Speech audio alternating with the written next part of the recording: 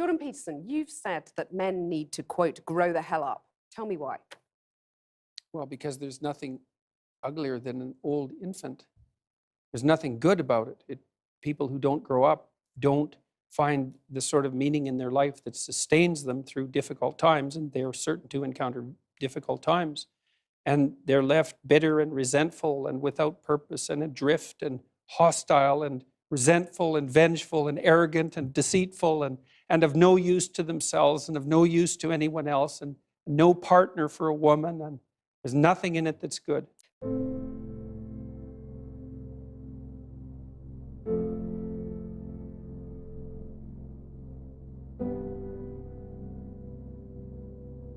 So you say, I mean, that sounds pretty bad. You're saying It's there's a bad. crisis of masculinity? I mean, what do you do about it?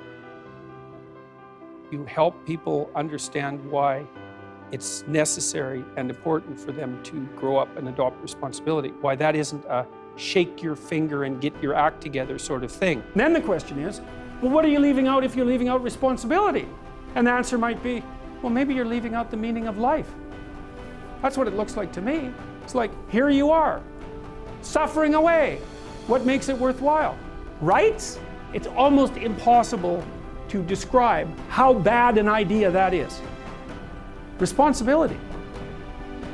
That's what gives life meaning. A delineation of the kind of destiny that makes life worth living. I've been telling young men, but it's not, I wasn't specifically aiming this message at young men to begin with. It just kind of turned out that way. And it's mostly, you admit, it's mostly men listening. I mean, it is. 90%.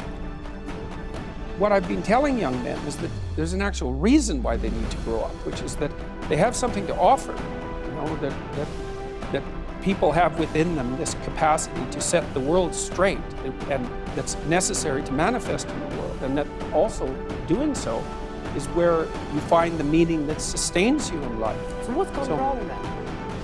Oh God, all sorts of things have gone wrong. I don't think that young men hear words of encouragement. Some of them never in their entire lives, as far as I can tell. That's what they tell me. And the fact that the words that I've been speaking, the YouTube lectures that I've done and put online, for example, have had such a dramatic impact is an indication that young men are starving for this sort of message, because like, why in the world would they have to derive it from a lecture on YouTube?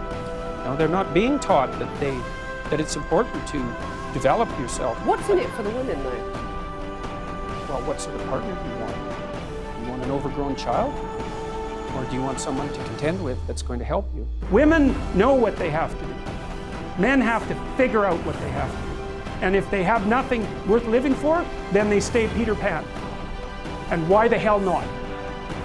Because the alternative to valued responsibility is impulsive, low-class pleasure. That's what I think is going on at a deeper level with regards to men needing this direction. A man has to decide that he's going to do something. He has to decide that.